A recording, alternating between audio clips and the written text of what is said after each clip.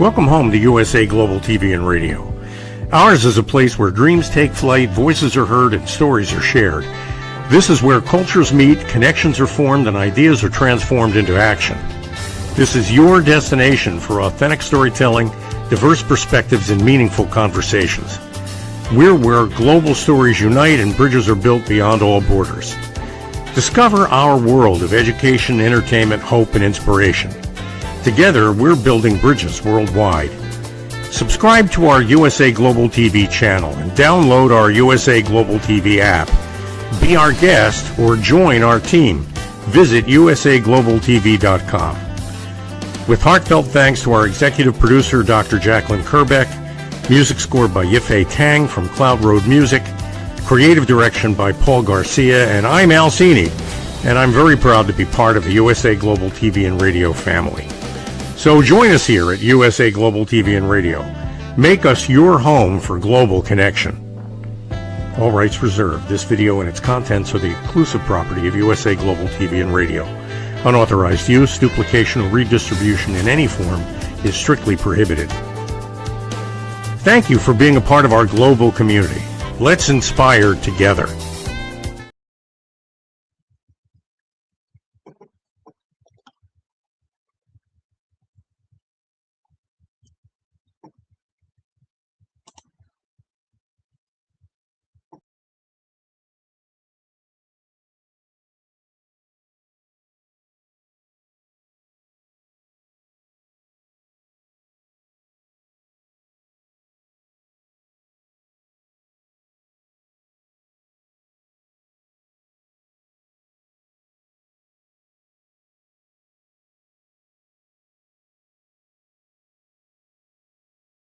Welcome home to USA.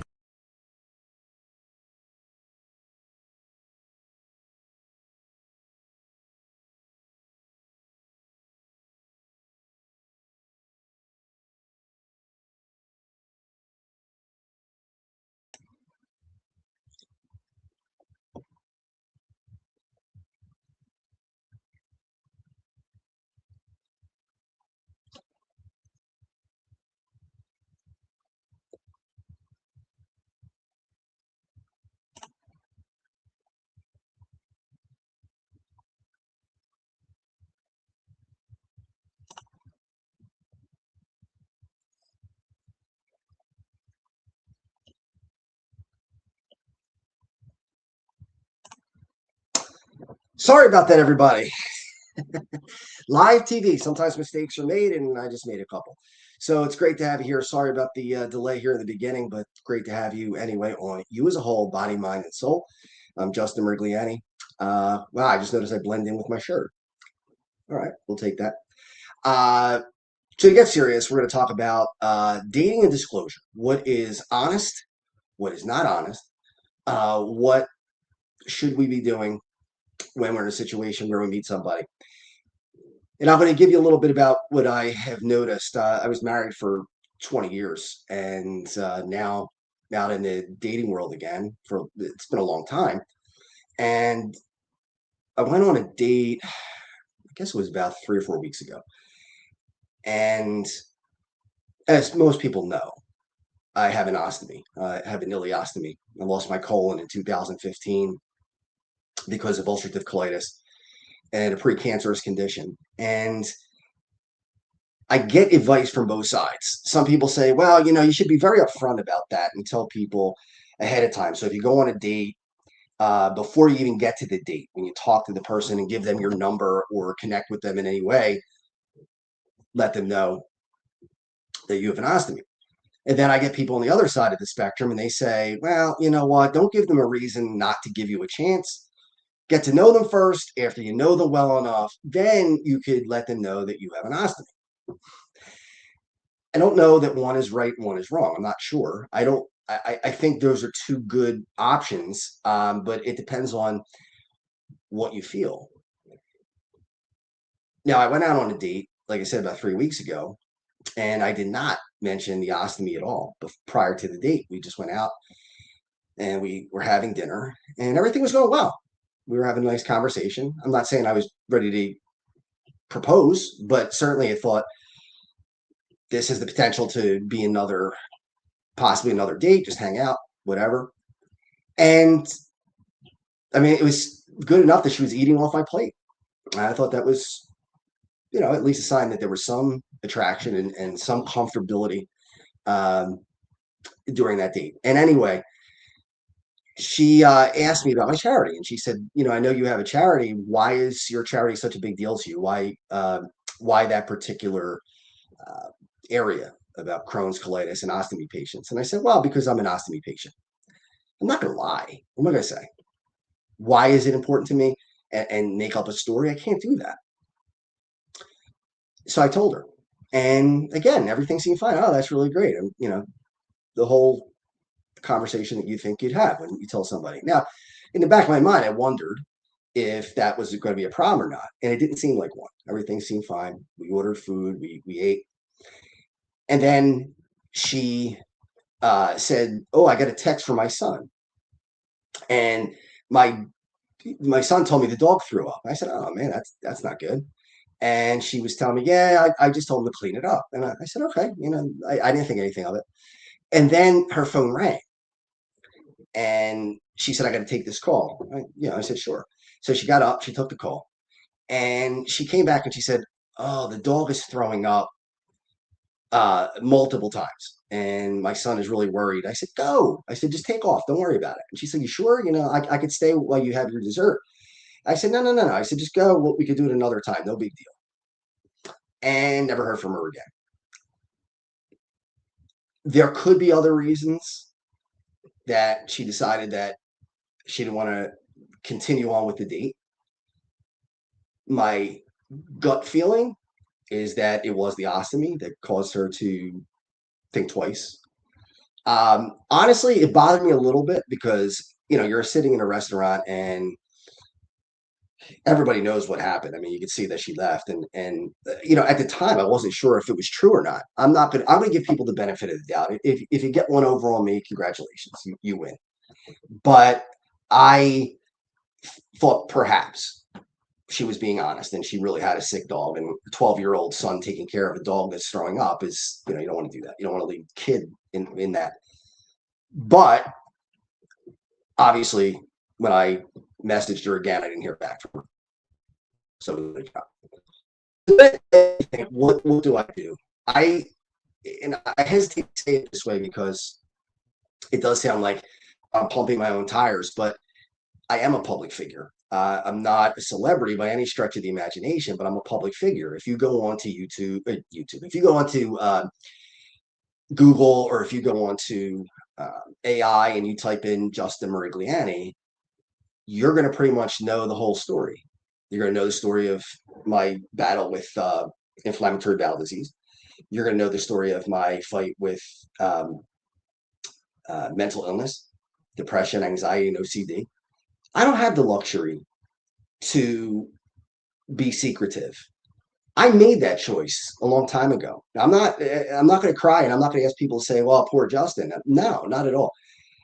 And there are benefits from doing it too. The benefits are people like last week, somebody from Michigan said, I looked up hockey players and ostomy because her father, who's in his 70s, was a hockey player up until just a little while ago when he got sick and he needed to have an ileostomy like me.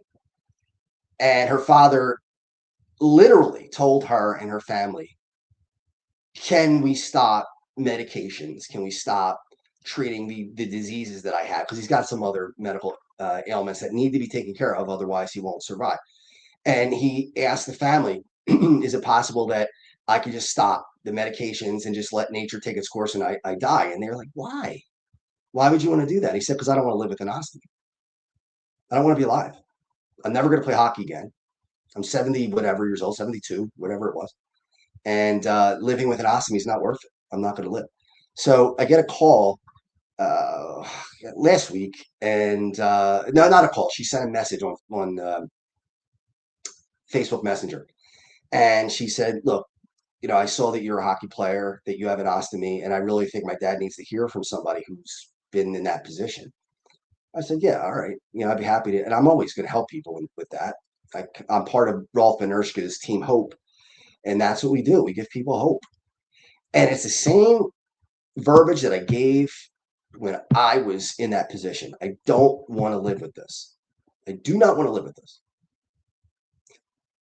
Now, I won't go into the whole story of what I'm going to talk about with this gentleman with the ostomy, but because I've been open, because I put myself out there, that's the only reason why I'm able to connect with these people.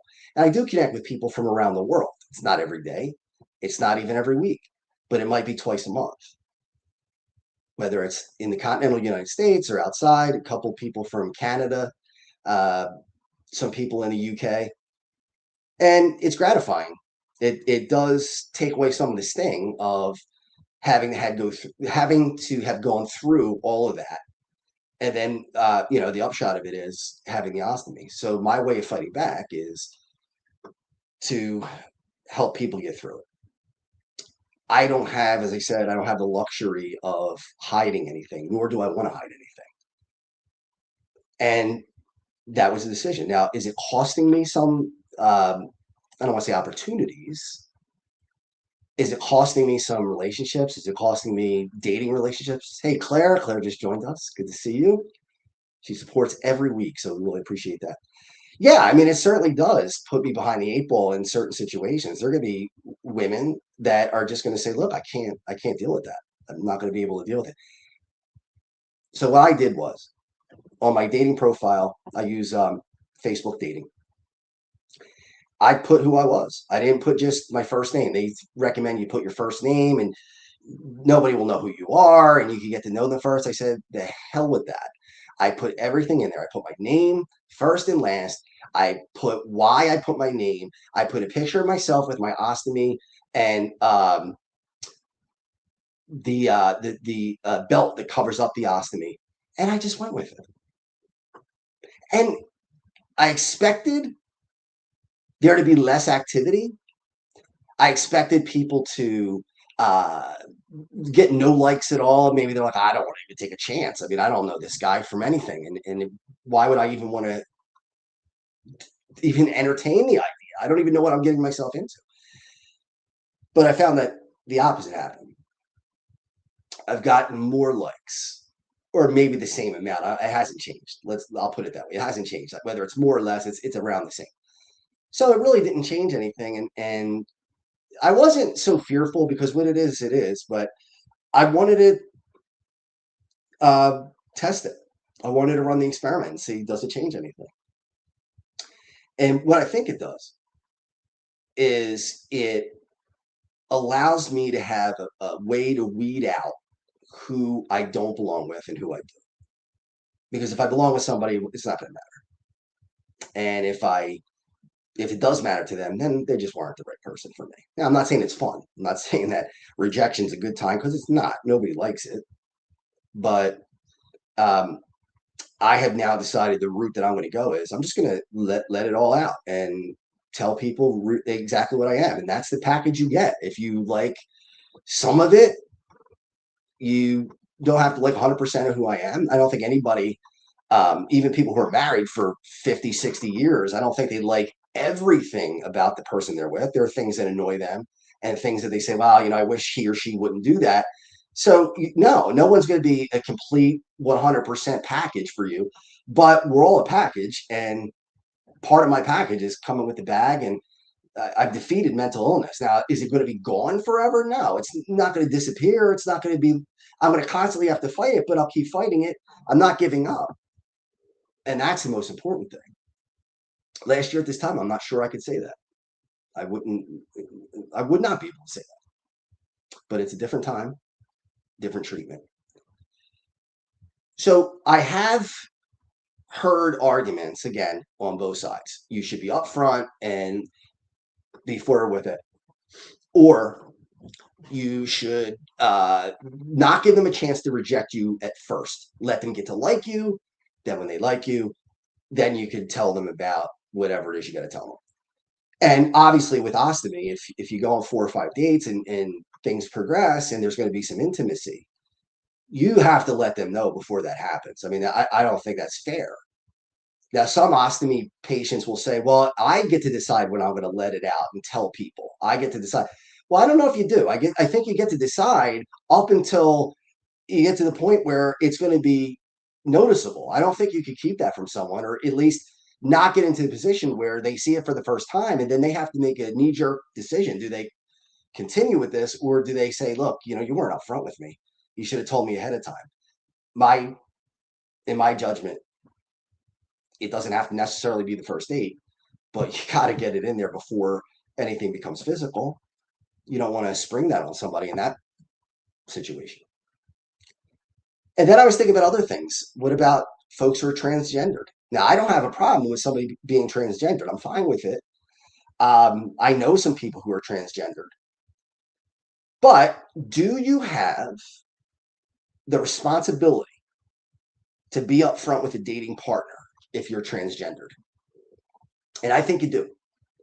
I know that might be controversial, but if I would be upset if someone who was a man and became a woman did not let me know that and allowed me to think that they were the other gender. And then when I became closer to them, all of a sudden say, well, by the way, I am transgender. Now, some people are totally the opposite of what I just said. They'll say, well, that's their decision. They're the ones who get to decide whether they tell you or not, and when they tell you or not. That's a slippery slope. I don't know what the answer is. To me, the answer is you have to be upfront about something like that. And if the person's okay with it, they're okay with it. And now you don't have to worry about it anymore. But if they're not okay with it, that's their choice. Just like me with the ostomy. If somebody says, look, I know you have an ostomy, I can't deal with that. That's something that's just not on my radar. I can't do it. Well, I can't get angry at them for that. I can't say, you're shallow. How could you dare do that? No, I mean, that's the decision that they have to make. So, what is honest? When is disclosure necessary? Is it different if somebody has children? If they don't, well, I mean, if you don't ask and they don't tell you that they have children, who's at fault?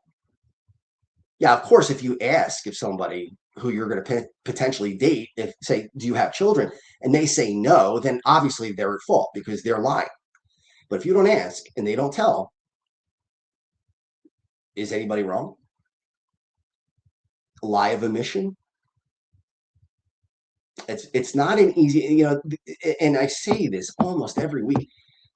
This show is not about the answers to the questions, it's about the questions. I don't know the answers. I don't know. I can give you my opinion. I give my opinion.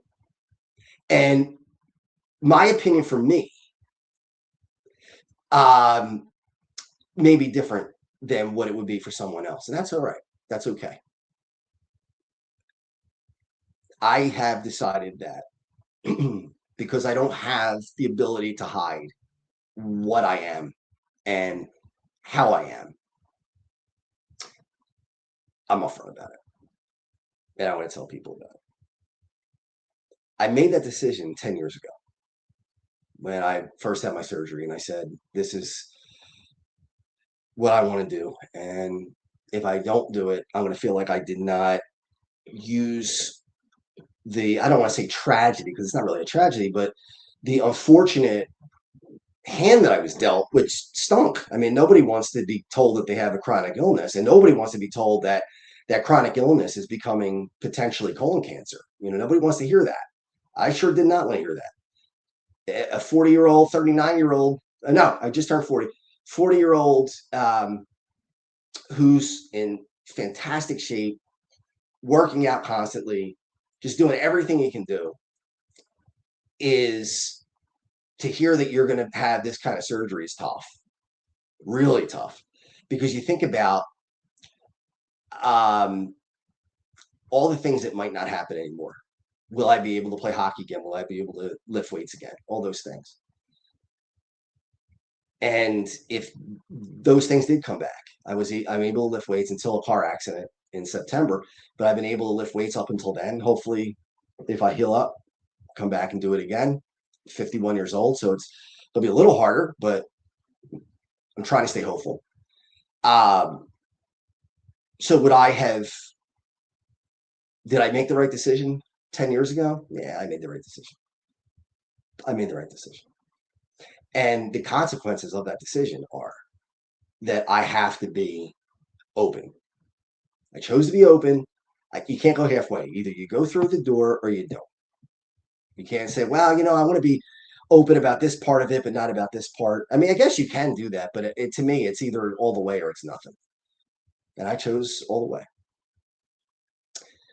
Other things that you might think about. Do you have to disclose that you were married before if you're divorced?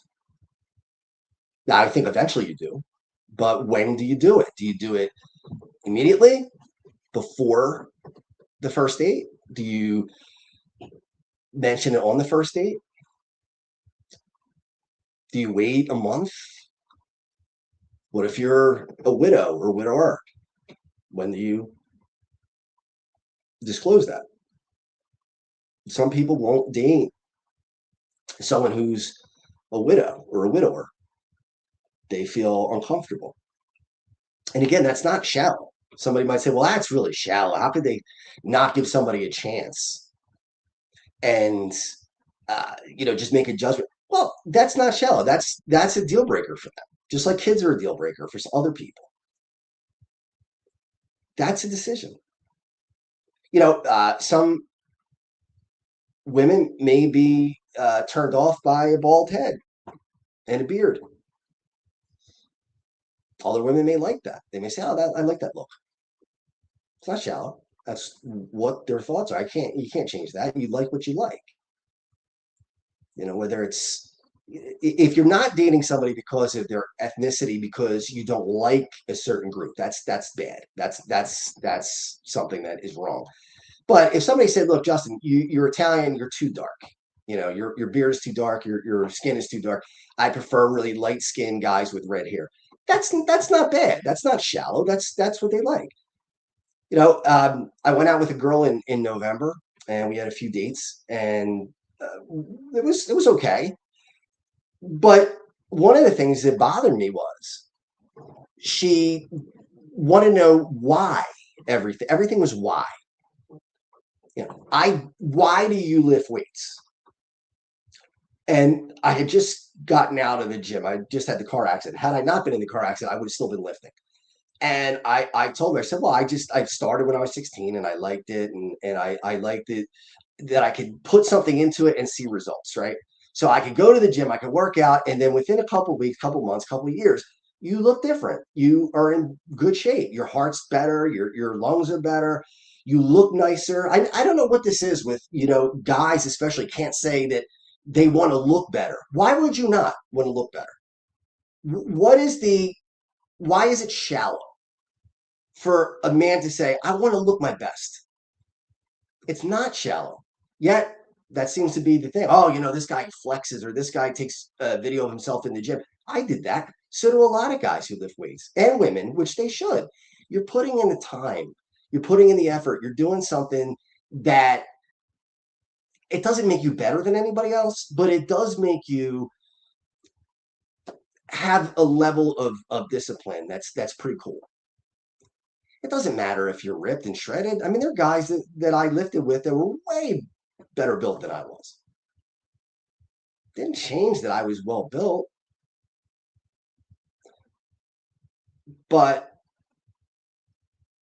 that's what do we have to tell? And like I was saying with this woman, why do you want to lift weights? Why do you want to have muscles? Why do you, if I lay down on your chest, you're bumpy. Like, okay, I get it. If that's not what you're looking for, that's fine. I said, and I literally said this, I said, well, find somebody who is built like what you want. And I use the term dad bod, which again is okay. There are women that I know that say they don't like the muscular look. They like the dad bod look with a little bit of belly and some fat on the arms and on the chest. If they like that, there's nothing wrong with it. That's okay. But I'm not going to shoehorn myself into that because somebody wants me to be that. Either you take the package as it is, or you just pass and say, no, I want something else. I'm not into this. And I noticed that I spent a lot of time in that quote relationship, and it wasn't really a relationship. It was just a very short time, but I was explaining myself. And then I was mad at myself for explaining myself. I was saying things like, yeah, but this is why I do it. And yeah, in the beginning, it might have been started due to insecurity, and went through the whole thing. And then I'm a half an hour in, almost 48 minutes into this conversation. And I finally said, why am I doing this? Why am I explaining this? I don't owe an explanation. Nobody does. I was annoyed. I don't want to say I was angry. I'm not going to say that it didn't make me a little agitated, because it did. It's like, why do I have to keep explaining? And then the more questions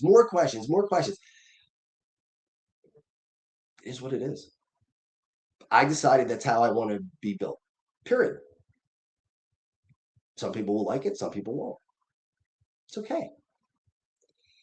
Some people don't like the way I think, the way my views, political views on social justice, views on morals, views on parenting, whatever it is. Some people have different views, and that's, again, okay. But I can't change my own thoughts and feelings and the way I want to live because some people think it's not appropriate for them. If it's not appropriate for them, it's okay. Do it your way. You don't have to do it my way. But with that said, I don't have to conform to anybody else's standards. I don't. And anybody watching the show, you don't either. You don't have to answer to anyone unless you do something that is completely immoral, in which case then you do, or illegal. Yeah, then you have to answer. But if I'll give you an example, I never believed in spanking my children, never once, not one time did I put my hands on my kids. And I had a lady that I knew from an older generation. She was in her 70s. I was in my 30s with my kids. And she said, well, then you don't discipline your children. Your children are going to run amok and they're never going to learn discipline. And I said, so you're telling me that the only way to discipline my kids is to hit them? She said, well, if you don't, you're not disciplining your kids. And what I came back with was, well, if that's the only way you know how to do it, then maybe you should look into other ways of disciplining that might be a little harder and might take a little longer, but actually are more effective in the long run. Now, is she going to change her mind? No. Mm-mm. She's gonna have the same attitude that she has now. And if that works for her, okay. It doesn't work for me. That's another thing. It's a little different when you're dating at 51 versus when you're dating at 21. When you're 21, you got to worry about what raising kids with another person is going to be like. If I don't believe in corporal punishment, but I met a girl at 21 who believes in corporal punishment, and we can't decide who's going to, which side we're going to take, it's not going to work. It's not going to work. When you're 51, you don't have to worry about raising kids. So if you go out with somebody and they say, well, I spanked my kids. Okay. I didn't. But that doesn't matter because we're not going to have kids together. So it's a different dynamic completely when you're middle-aged and higher than that, which I am. I'm not saying lie. I'm not saying don't be forthright. And I'm not saying there is a specific time that you have to tell people what it is you need to tell them or what it is they should know. But you have to think about it from not only your perspective, but from their perspective. I tried to think about that. What would it be like if I had no idea what an ostomy was? Never heard of it before. Never seen it before. I have no idea what it is. And I go out on a date and a woman says to me, I'm an ostomy patient. I like to think, and I don't know for sure. I'm not in that position. I'm on the other side. I like to think that I would say, really, tell me a little bit more about it. What's it like? How does it affect your everyday life? What is it exactly? I can't tell you 100% that I would do that. I might run. I don't know. I'm not in that position. I'm in the other side. I, but I hopefully would say, what is this? How does it work? And then I'd find out that it's really not that life altering. Yeah, it's a different way to excrete, feces, but it's not dramatic. It's not something that, um, when you walk down the street, nobody knows. I mean, if they know me, they know because I'm open about it. But nobody can look at me and say, "Oh, that guy's got an ostomy." Now, would I be upset if I was on multiple dates and we were going to have an intimacy and I wasn't told ahead of time and all of a sudden, presto, there it is? Yeah, I probably would be upset about that. Be like, you just sprung this on me as a shock. That's a lot different than saying, listen, I want to tell you about my medical. And I know it's hard for people to talk about those things. I get it. I get it. Same thing with transgender, right? I mean, I would think, because I'm not in that position, but if I was transgender, my fear would be if I met somebody that I really liked and I wanted to be with them, my fear would be that as soon as I told them I was transgender, they would not want to have part of that relationship. I'm assuming that's what it would be like. But you got to look at the other person's side too. You have to protect yourself, but they also have to be protected too. I don't think it's fair for somebody to start a relationship with you and then after 4 or 5 dates when things start to progress and you think, wow, this is really a great relationship. I think I'm really into this person. And then they say, well, by the way, I'm transgender. Does that matter? Well, I think for most people it'll matter. Regardless of whether people want to admit it or not. I don't think it's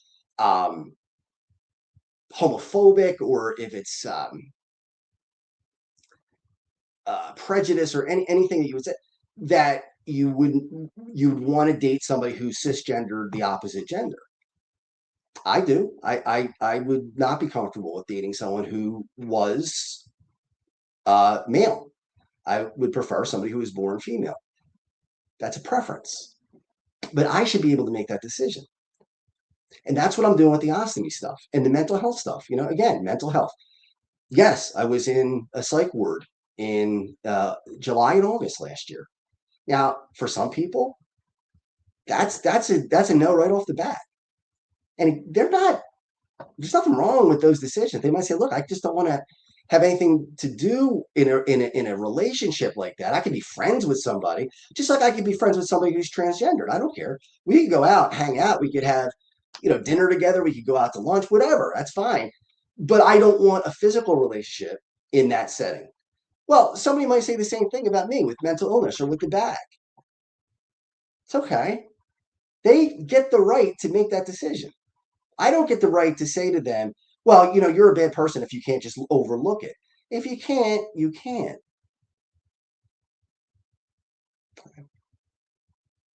Heather said something really nice. Going to a psych ward means, yeah, you took care of yourself. Thank you, Heather. I appreciate that. And that's how I look at it too. Uh, I made a decision to go there myself because I knew that I needed it. See, I wasn't the best man that I could be. I wasn't the best father I could be. I wasn't the best friend I could be. I wasn't the best son I could be. I wasn't the best brother I could be because I was damaged. So I went and got help. One of the things I feared before I went to the hospital was if I go to this hospital, no matter what, I'm branded as somebody who's, quote, crazy. And I'll never get out from under it. That's what's going to happen. People are going to think, he's crazy, he's dangerous. But you know what? At the end of the day, it was the smartest decision I ever made. It was now I'm thriving. I'm doing well. I got my business back moving again. Is it back to where it was? No, it's not. But it'll get there. Am I disappointed that I can't get in the gym? And I'm disappointed that I've lost a lot of muscle over the last 6 months? Yes, of course. You don't want to lose anything, especially when you worked hard to gain things. But a year ago at this time, I wasn't doing well at all. And it wasn't crazy. I was depressed. I was anxious. A lot of things were happening at the same time, losing family members, getting a divorce, leaving a house that I was in for 20 years, the business not doing as well. My charity was struggling. All these things laying on top of each other, one after the other. It's going to break it down a little bit. And I know people, and I will never tell you who they are, but I know some famous people, and a few of them have been in a mental institution as well. They've been in a psych ward for depression, anxiety, not for anything dangerous. It's not, are there people who have mental illness that are dangerous? Of course there are. Absolutely. I met some when I was in the hospital. They weren't bad people. They were just sick people. But they were dangerous. You had to be careful. They had to be guards that watched them. I mean, it was really, or they could be a danger to other people, but also to themselves. But most of the people in there were not dangerous at all. They were like me. They were just broken and they needed healing. And that's what the place is for. Heather says, anyone who thinks that they've never struggled with mental illness is in denial if they haven't. Yes. Everybody gets a cold. Everybody gets a stomach flu. Everybody gets ear infection, whatever, you name it, the little things, right? If people are honest with themselves, they've all had illness, mental illness. Every one of us, all of us, in one way, shape, or form. Now, I'm not saying that it was debilitating for everyone, because some people are able to fight through it. Just like if when I had colitis, if I got a stomach virus, it probably puts me in the hospital because I would dehydrate. I'd be very sick. I wouldn't be able to kick it, and I'd have to get IVs and all kinds of stuff. In fact, a few years ago, probably 6-7 years ago, I collapsed from dehydration because I had a stomach bug and couldn't keep anything down, and I wound up dehydrating and collapsing. Had some kidney damage, and it was reversible. They gave me IVs, but my point is that some people are a little more vulnerable than others. I obviously was a little more vulnerable. Now, in my defense, there were a few things that, as I mentioned before, that happened on top of each other, and at some point, everybody's got a breaking point, and I found mine. Heather says it's mainly about support. Yeah, it is. In fact, I still talk to the people who I was in the hospital with. I got their phone numbers, and I message them once in a while and say, how's everybody doing? And try to be supportive for them still going forward, not just when we're in the hospital together, but also as we continue through life. We had a shared experience. We were all together in a place where everybody needed a pick-me-up, and the staff did it, but so did all of us. We picked each other up. But all of these things, you have to decide. You can't hide them forever, right? You can't hide my mental illness because it's out there. I can't hide any of the ostomy stuff because it's out there. I wrote a book. I didn't publish it yet. It's been forever that I've been trying to get this done, and it's just one thing after the other kind of holds it back. But eventually I'll publish the book. Once I publish the book, anybody who reads it is going to know that I've struggled with mental illness, and I've struggled with ulcerative colitis and an ostomy patient. It's a choice that I made. Was it the right choice? For me, it was. For somebody else, maybe not. But you have to decide for yourself. Like I said, and I say it all the time, the show is not about answers, it's about questions. I don't have the answers. I may have the answers for myself, but even then, some of them are not that cut and dry. Some of them are, you weigh the options. And I played blackjack, or at least I did when I was younger. And, blackjack's all about playing the odds. What are the odds? If a dealer's showing 6, you got to assume it's a 16. If you're showing a 2 and it's a 12, you have a 10, you got to stick. Your gut feeling is, well, I'm so far away from 21. Yeah, but you're playing the odds. You're playing that the dealer is going to bust. So it doesn't matter if you have a 12. It doesn't matter if you have an 18. It doesn't make any difference. If they bust, they bust. You win. You got to play the odds. So in my thinking, from being a public figure, and again, not a celebrity, not somebody that everybody knows, but if you look me a very quick Google search, you'll know pretty much everything. You'll know my phone number, you'll know my address, you'll know my health history. And I'm okay with that. I put it out there. I'm the one who did it. But when do you disclose in a dating situation? If you're not me, if you're a more private person, when do you do it? Only you can make that decision. All right, my friends, I want to thank you so much for being a part of the show this week. Some comments came in. I really appreciate that. And I just hope that everybody continues to do well and just be comfortable with where you are, who you are. It's not always easy. I get that. It can be tough. But in the long run, it's the way to go.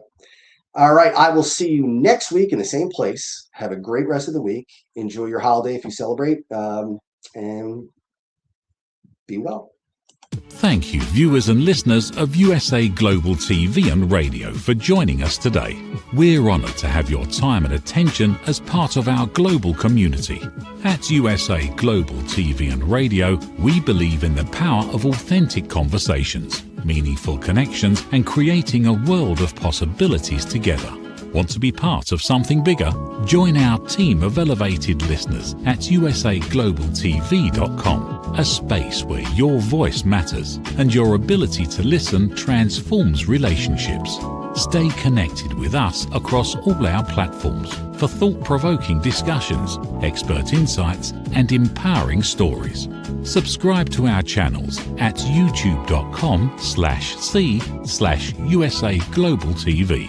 Follow us on social media and explore the endless opportunities we're creating for growth, learning, and inspiration. Together, we're not just broadcasting, we're building bridges and changing lives one conversation at a time. For inquiries, contact us at info@usaglobaltv.com. Produced by Executive Producer and Director Dr. Jacqueline Kerbeck.